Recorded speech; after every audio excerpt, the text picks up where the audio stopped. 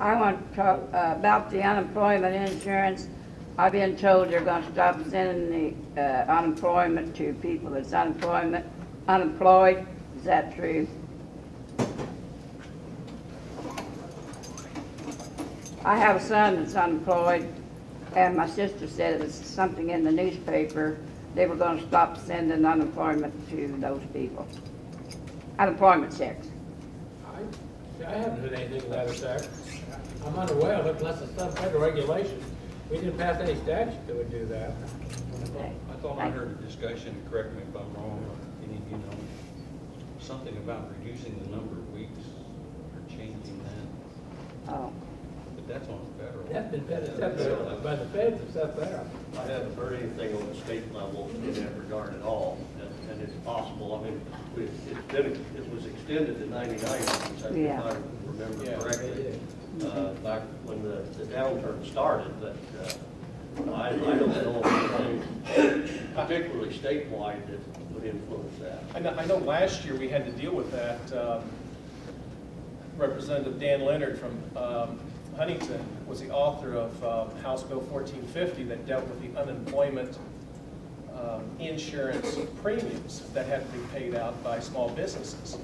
And about 10 years ago, the state of Indiana had a surplus of about $1.6 billion. And so about 10 years ago, they decided to borrow that basically, or just spend that down, if you will. Gave out more benefits to Hoosiers, unemployed.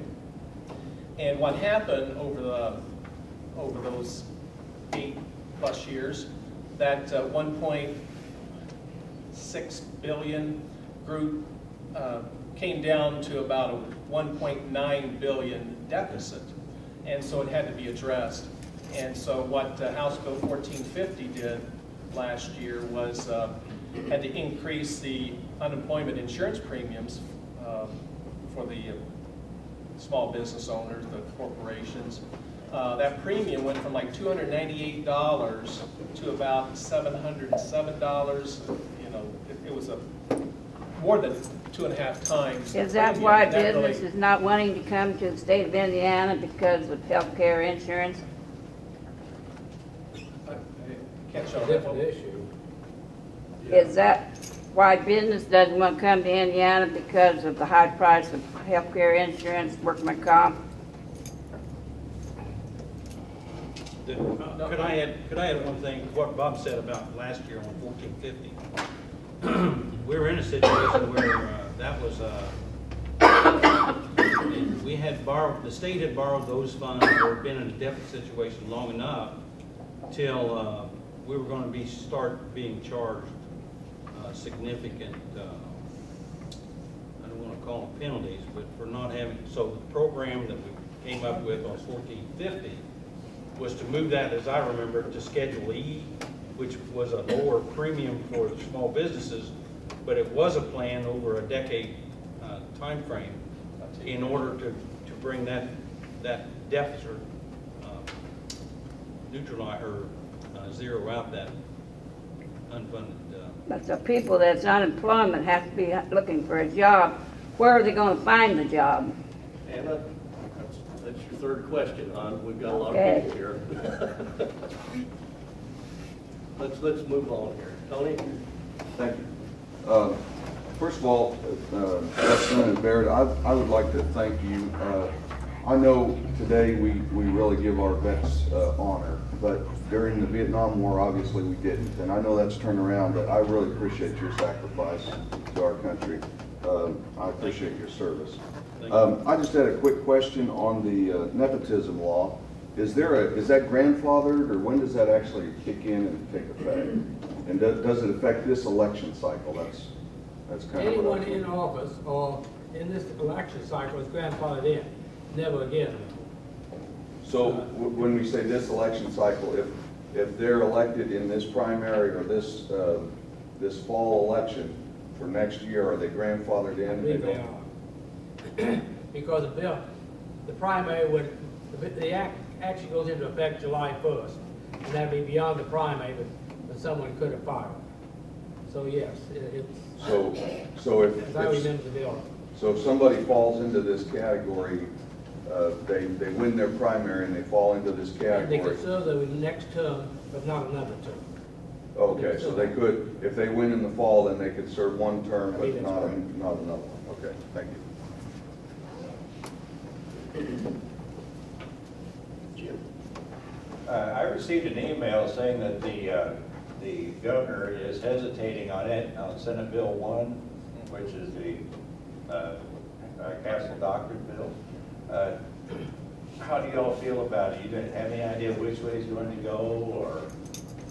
I would certainly hope I'm he not asking signs to read his mind, I hope he signs it. I think the bill is a step in the right direction. What happened on the 3-2, as Jim Eaton told you, that by 3-2 vote, they changed 200 years of common law in Indiana. And I don't think that was appropriate. I've always been law and order oriented. I was a prosecutor for 12 years. But that change, I think, was a mistake. It means that if a police officer attempts to come into your house illegally with no rights whatsoever, you have no right to resist it.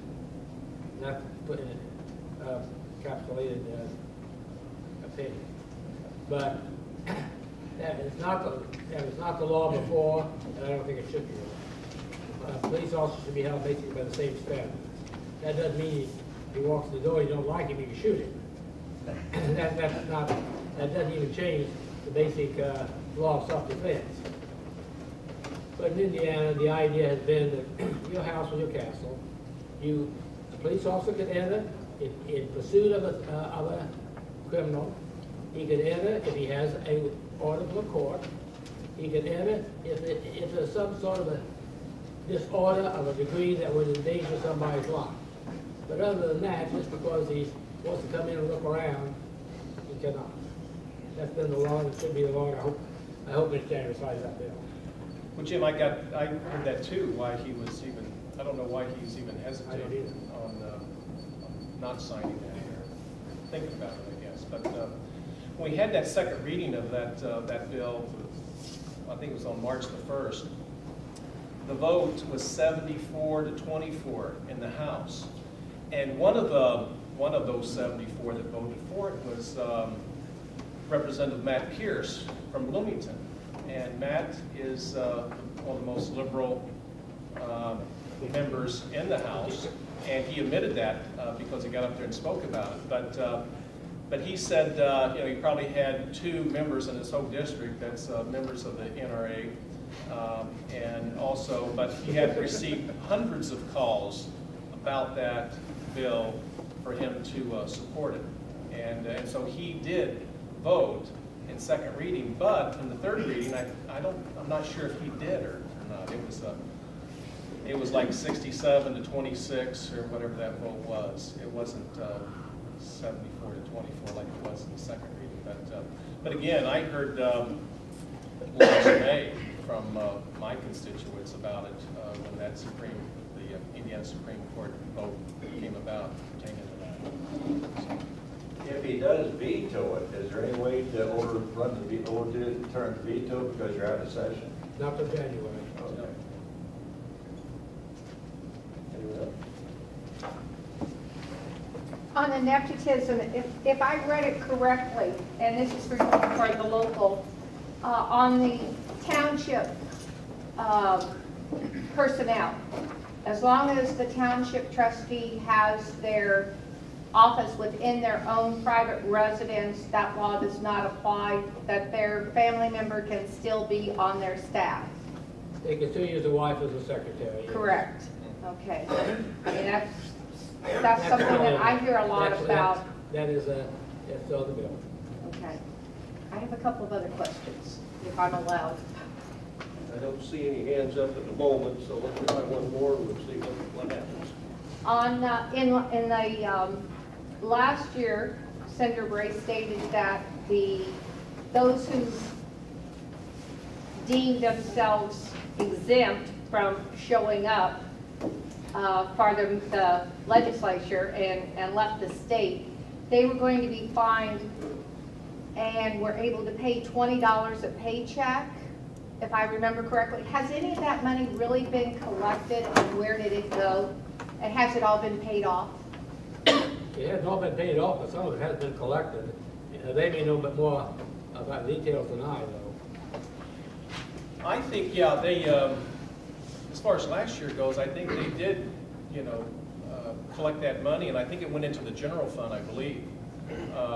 Now, there was a Marion Court judge, was it a month and a half ago or so, in District 2, he or she, I'm not sure, he kind of made a ruling pertaining to that the state wasn't able to withhold that money, I believe. But, and I haven't heard of the appeal and that type of thing, what's going to happen there. But I tell you, I've had a lot of people, a lot of constituents who sent me emails and saying that if they don't show up for work, you know, they're going to get fired. And so not only did they say, you know, you ought to find them, you ought to fire them, but you know, that's election have consequences, and we'll see. But it's unfortunate, and you know, I think what 10 years ago, I think the Republicans walked out for a day or two, but they stayed within the State House and they stayed in caucus. And this past year, the Democrats, they had a walkout, but they were in caucus for a number of days, and I don't know how many days it was, but they didn't leave. They didn't leave the building, so to speak. So. Be nice to channel some of this extra money down to our county road departments. Yeah. Hey, we did give the counties a little leeway on some more road money, and. I invite any of you out to our county roads. I mean, it's a real hazard for our emergency and medical equipment. Well, we've had a problem. We started out, of course, it's on a gallon basis, it's imposed. Most of the money comes from the gasoline tax. It's on a gallon. Well, actually, although the price has been going up, the number of gallons being sold has begun to decline. And not only that, the county's cost for bituminous material, of course, has gone up with the price of gas, so the counties have been kind of caught in between. I understand. So we did give you a little relief in a bill that we did pass. I'm not sure how much it's going to generate for Owen County, but a small step in the right direction. You're talking about line. What we did pass, where we allowed the use of the county general funds, if there are any, and you know, we all understand that that's not well endowed either, but it does allow county highway departments to use from the county general fund, which in the past they haven't. Do you know the number of that?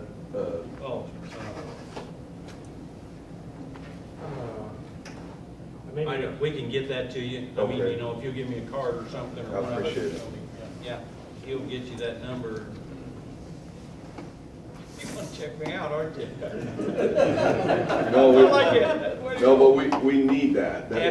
We've needed that for a very long time, and we're a county that has, I won't call it a surplus, but we have a positive balance in our general fund, and we could have used some of that money on county roads, but we're always restricted by the laws up to this point. So that's a huge boon for us, I think. But you know, I might mention as a former county commissioner, and I guess I'm just sharing with you some observations I gained in that position. You know, so often we want to repair the roads, and we end up, I don't want to say complaining, well, nevertheless, we express ourselves as citizens that we've got a lot of holes in the roads, and we end up sending the troops out and we patch those holes, when in reality, my observation would be this, and I'm just throwing this out for your thought. We have so many county roads in the ones that I live in, and in the district really, that the road serves as a ditch.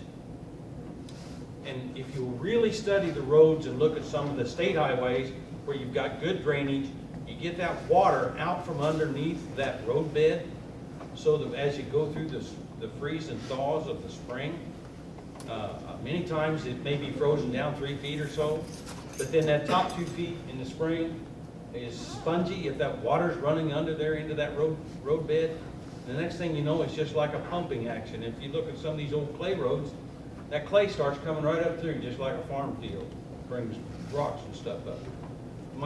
All I want to share with you is this thought. If we could be more patient and try to get more ditching done, get that road bed dry and solid, these bituminous or blacktop roads, my readings have indicated that they could last up to as much as 15 to 20 years if you've got a good base under them and if you get them laid appropriately.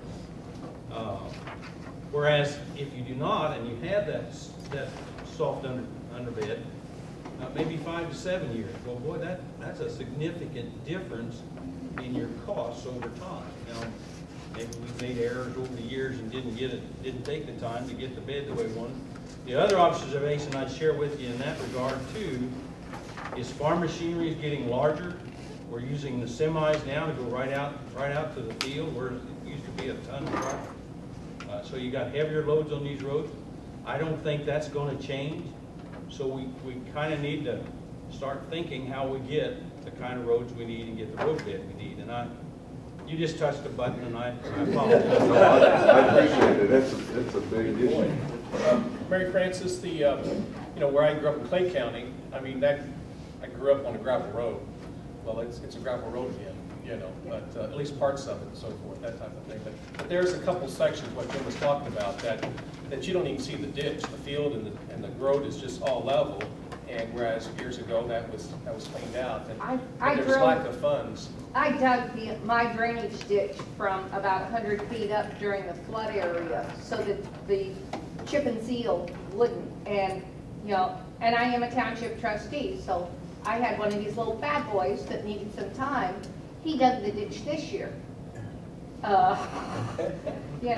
Let's get those bad boys out there and let them do it. We've got, for the 700 miles of road miles that our county works with, they do what they can do. And if more people would call them, and I can quote the number, and advise them.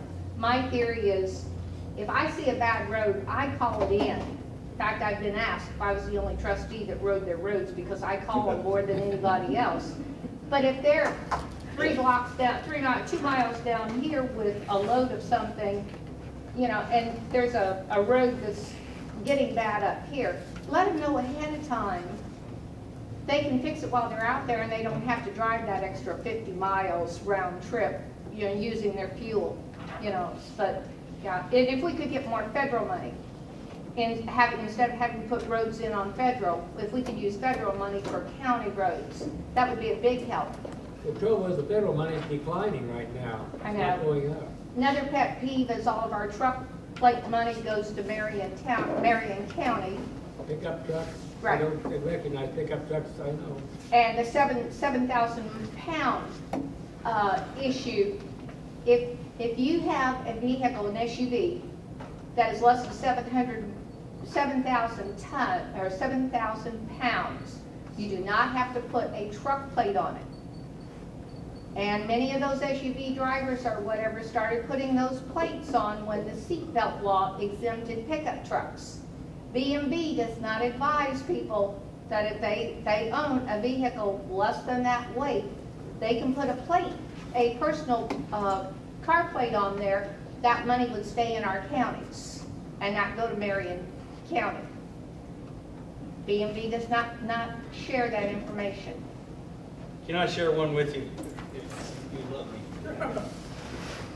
And this doesn't give you any answers, but I will share this with you because having been a county commissioner, well, I thought when I got to the state I could really have, so I brought up this issue of not counting pickups, And I can't remember who I was talking to. I better think on that a while. But anyway, they said, Jim, if you want to start counting pickups, we're going to start counting lane miles. So what that meant was, if they got a 6-lane road, every mile of it, every mile is 6 miles of road in reality. So, which is probably somewhat fair, but I started figuring on that. So I haven't figured an answer out on that. But It's the same answer. I guess that's immaterial what we're saying. I just thought I'd share that with you. Because I thought I'd go up there and really do something about road miles, you know. Years ago, you worked with me and Judge Nardi on attempting to get a second court. I know Representative Heath has been working on that as well. And I saw where it looked like it failed to pass once again for us, which is a huge blow for Owen County, because it obviously increases our jail population for people that are going to have to set in there and create some real judicial issues for myself and Judge Nardi. What's the status? Are we going to bring the bill up next year and hope for something to come? Yes. Actually, I've been on the courts commission for years. We recommended that court 2 or 3 times. Then we get ourselves caught in the fiscal crisis, and the chairman of the appropriations did not want to spend any more money, so we put it off another year. But yeah, bring that up. I presume I'm still on the courts commission till this summer, and I'll be glad to get the recommendation back on. But yes, you do need it. It's very awkward to have only one court in the county today. We're one of the few counties You're one in of the the state few, that yeah. still has that, creates some real judicial. And I would say that could be done. conflicts. We should get a recommendation this year. Yeah. Well, Lori, you know, as you know, Judge Nardi and I went up and talked to the committee last, I think it was last July or August, whenever it was. And I had committee members come up to me afterwards who's been in the courthouse. And as Judge Nardi mentioned in that hearing, you know, you got Lawrence County's got several, and of course Monroe County has, I think, 9, and you got Greene County, similar population has, what, 2 or 3, you know, that type of thing, Sullivan and so forth. But I did talk to Senator Bray, and looking at maybe this coming budget year, next year, it's going to be addressed. And I know Johnson County, they just voted to have another court, but that won't kick in until January of 2015.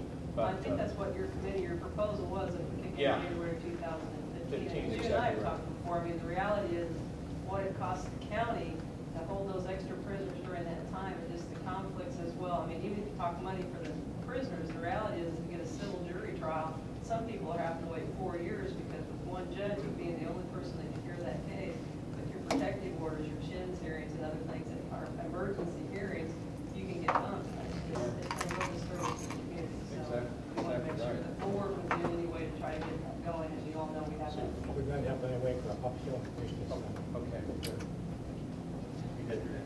Yeah, I was on the road issue recently.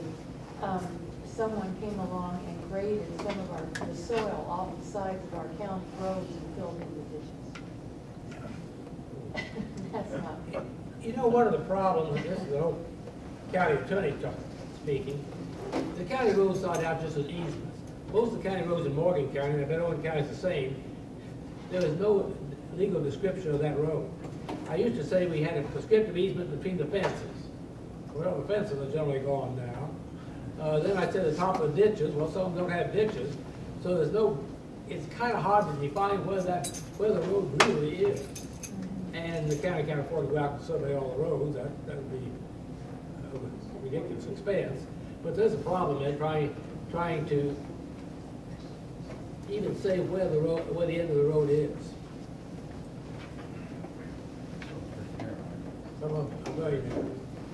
I had a comment and a question. My comment is, we're farmers and we're really pleased that you're phasing out Indian inheritance tax. That's really good news. And my question was, I know this year and in the past, sometimes you've tried to set a date for when school starts and to have it a little later than we like it if you have it, a little later, because, the state fair is the end of August. For farmers, that's kind of the time we can take a vacation. And it seems like it gets earlier and earlier. We're up to like the middle of August when the kids have to go back to school. So I assume that bill died early. I mean, I read some about it in the paper and then it was kind of gone. Do you think they'll ever do anything about that? It didn't pass. There was a bill up there. I was always in favor of it. I can always remember coming back from the state fair and then going to school about the next day. But it has changed. 2 or 3 problems. Requires air conditioning for schools if you go so early. It's hard for me to imagine when it's really hot outside like that the kids be quite that interested in studying. I would like to see it later. But right now, it's the school boards that are doing this. because they have the power to change it and start the school when they see fit. The teachers tend to prefer an earlier school, but the school boards make the decision.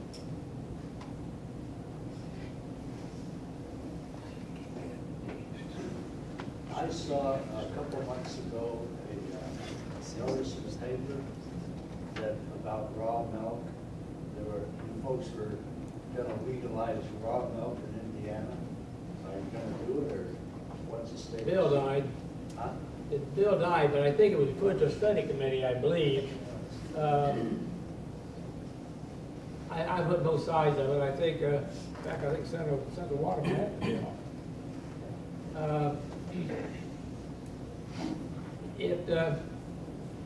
If you have a cow, you can drink the milk from your cow. But other than that, to be sold, it has to be pasteurized. Now, I believe I believe a goat milk can be sold without pasteurization. So if you have a goat, you sell the milk to the guy down the road. But for a cow, you can't. Well, I hope someone will bring it up again. They have a study committee on that, and I think they're trying to make some sort of compromise on it, but I don't know what it will be. Anybody else? I'd like to commend Denise Shaw on all the hard work that she's doing to improve our county. She works harder than a lot of people realize. And if you guys can continue helping her, I'm sure, and if you haven't been, I wish you would.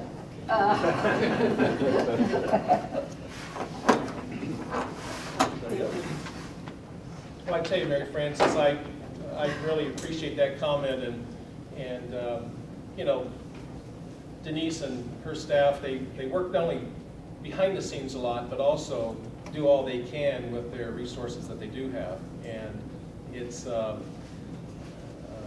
just like whether it's here in Terre Haute, you know, when you look at the Chamber of Commerce, the economic development, individuals and so forth, what they're trying to do behind the scenes that maybe a lot of people don't see.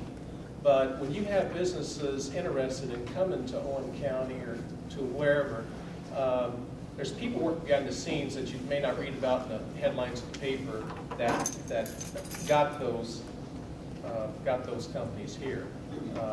It does help with you know, passing laws to attract businesses and so forth, as far as, you know, lowering corporate tax rates, etc. But still, once you kind of get their attention, then you need that team, if you will, locally to promote and to provide what a great place we do have here, and to live and to work, and to because there's a lot of advantages of working here. A couple of years ago, when I was doing a lot of, you know, the campaigning out of the country, I would tell people, I said, Owen County is a secret, great secret as far as how beautiful it is out here. I think Brown County gets a lot of respect, a lot of notoriety, but there's some breathtaking views. You go over a hill out here, and boom, there it is. Especially in the fall, a lot to be thankful for. We've got a lot to look forward to. I just wanted to say thanks for the healthcare compact. I've been talking about today, but from an outsider looking in, it looks like a good idea to keep these decisions closer to people that have to vote, you know, have to be voted for. So I hope that continues, and thank you for your votes on those things.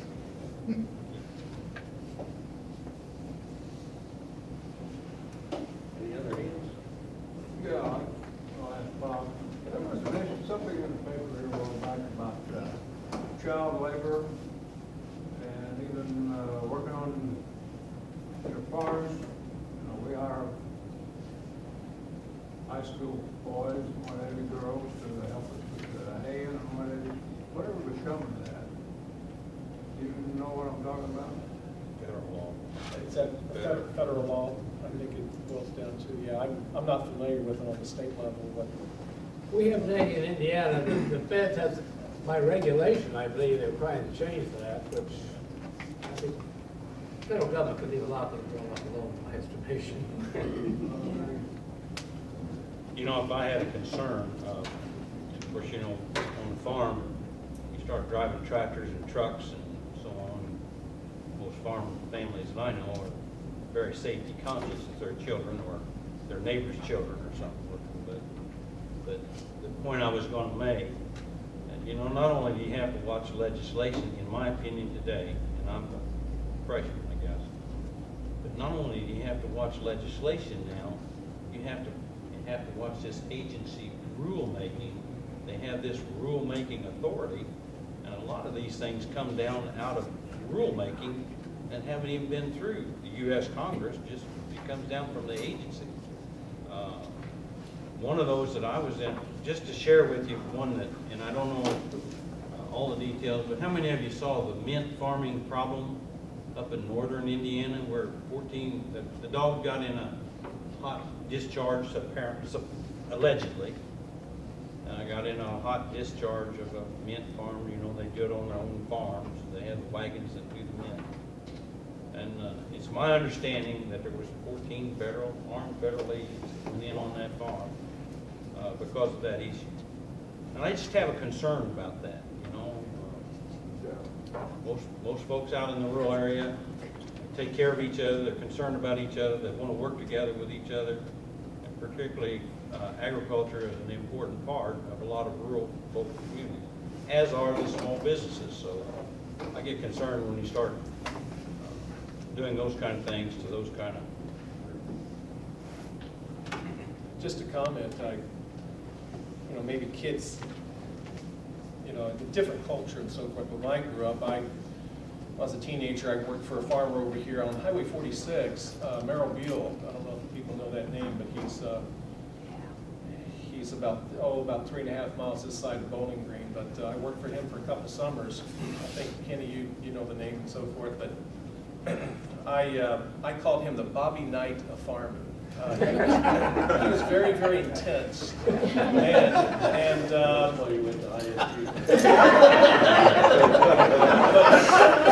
but when he put up hay, he had a couple wagons that held, you know, 200 bales, you know, 8 tiers, 25 per tier, and but one of my best buddies was his nephew, and so I guess that's how I got roped in it. But I made, you know, you made good money and understood the value of a dog, you know, and that my dad or mom didn't give it to me, but I earned it. And I think sometimes, you know, we got big bales today, you know, we deal with more so than you still have small bales, but it's but that reminds me what you made that comment and so forth. But it's a kind of a culture shift that we have out there, and it's something we just have to you know, deal with. But it's something that that's part of your, you know, learning process, I think, as far as growing up and understanding that. So. One last question for me. On H. Bill 1117, on the rural sewer districts, the wording thereof, yeah, that's really, it came out better than what it was proposed as before the changes, you know, were being made and everything, but it's very detrimental to new districts to exempt 300 feet just because of land size, especially if you want to get new businesses out in an area, if you don't have infrastructure. And, you know, and I had an issue with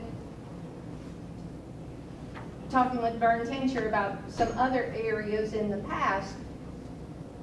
Needs to be worded, some things need to be worded very, very carefully because of assumptions. But 1117 is going to hurt if it's passed, you know, if the governor signs it. So it's getting exemptions, a 5-year exemption for up to 20 years if your septic tanks pass, if you have more than 10 acres. and I'm in a newly formed sewer district trying to get sewers out. It passed. It has passed, but it doesn't need to be signed. Well, yes. And I was up in Indianapolis Wednesday. The governor has 7 days to either pass it, or either sign it, or veto it. Otherwise, it becomes a law without his signature. However, a lot of the bills have not even gotten down to his office yet. So I don't know. To clarify that, I got on the governor's website this morning, just because I wanted to see if he'd signed his vote for year bill yet. There are probably 20 or so that he has not addressed yet. The deadline on most of those is the 20th. I think there are 4 or 5 that are down at the bottom that the deadline on the 22nd. But there is still a lot of ink yet for the governor to use, and I'm sure he has a plan to do that. But there are several bills yet that haven't been passed the governor's desk. Well, that's a balancing act, as you know, because it's very expensive to a landowner.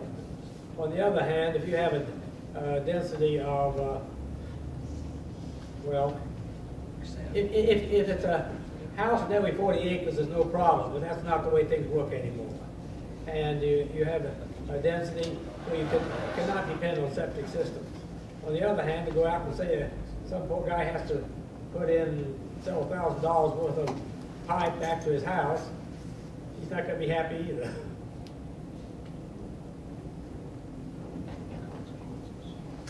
Got about 5 minutes or so left here. Yeah, there was an Indiana code just passed last year that protects farmers on liability. It was sound like more for gets the farmers to let hunters come on their property to hunt. Kind of recreational, talk about trail riding, and I think it also relates to even hiring high school students to come out. How legitimate is it as far as liability? It will help. It will help. It's not going to eliminate all liability, but a lot of things, like if you have a FFA class come out to your farm for a demonstration or something like that, it certainly will cover things like that. It protects you some for hunters. It doesn't mean you have to let the hunter on your land, but if you do, why, it gives you some immunity. Complete immunity, no, but it helps. A lot better. It's a lot better than it was before we passed the law. Yeah, because I talked to my insurance agent about that. As far as the trail riding, what I did at the end of that, it has to inform them of any hazards or what have you on your property. Actually, I went ahead and made a form of my own exact wording, a place for them to sign a sheet to release Waiver. that, waiver. That will help. There's no perfect answer. I keep my insurance policy. That's what I wanted to know. Right there. But the horse or equine industries had that exemption. If you go to your county fair and go over to the horse barn, there's probably a big sign up there that says. Yeah, we have those.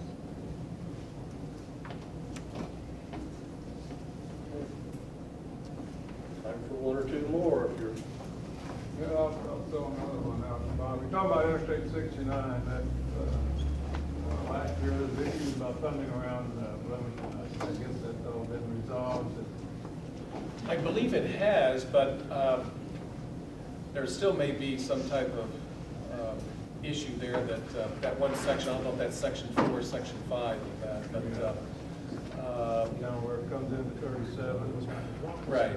But and that kind of goes up through Martinsville and so forth. But there was, just a few activists down there that just didn't want any part of it, and that's what kind of sold things up. And, but I think that's been addressed. I'm not sure it's completely been addressed, but I think it's going to happen. I think so too. I think it was extremely selfish of them to try to block that because Crane is one of the biggest employers in southwest Indiana. 6,000 some odd jobs, pretty good paying jobs. And the worst criticism the Base Closing Commission had about Crane was poor access. I-69 will take care of that issue to keep Crane, But Southwest Indiana's had its economic problems, and if they lost Crane, it would be a tremendous blow to Indiana. The construction progress from Evansville to the West Gate, well, the money isn't exactly there, but there's enough money in the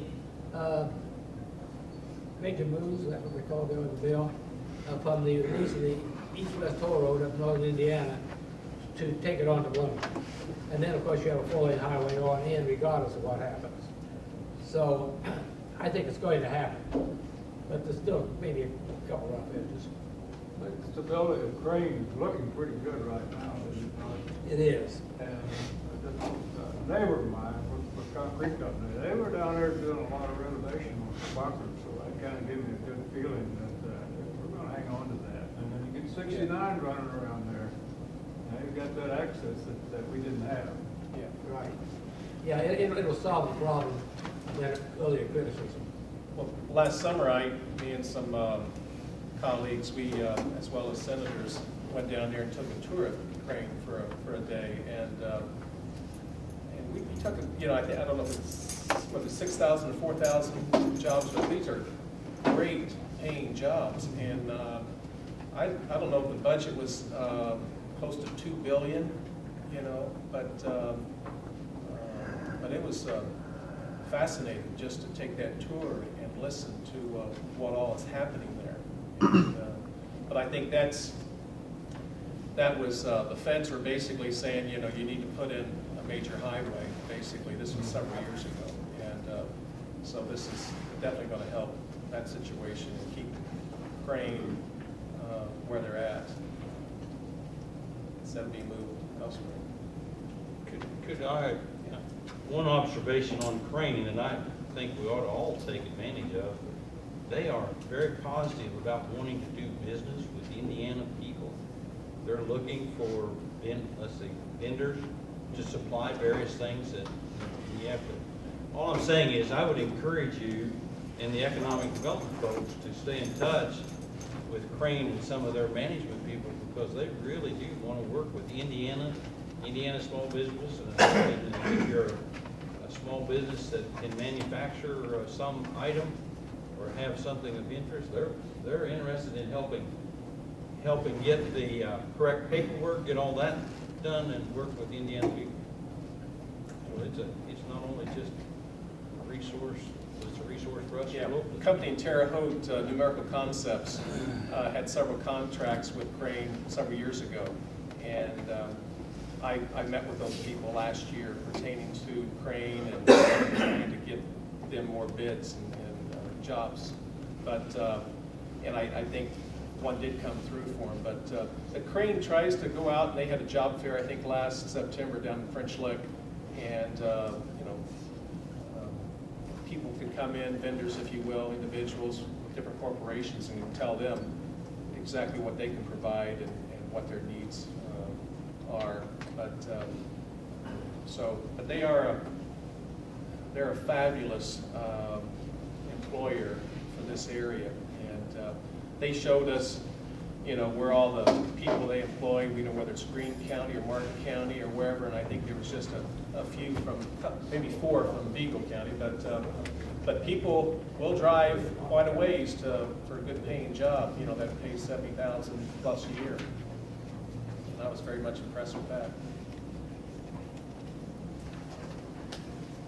Okay, we're about out of time here. I'd like to thank Representative Bob Beaton for being here. Representative or Senator, whichever one you want to pick there, Jim Baird.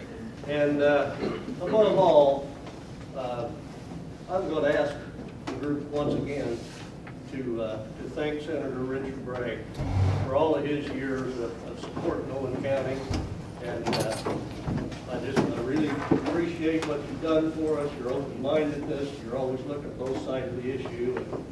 Well, thank you. Owen County's been good to me, and I appreciate you people coming today and for all the years I've been down there. Thank you.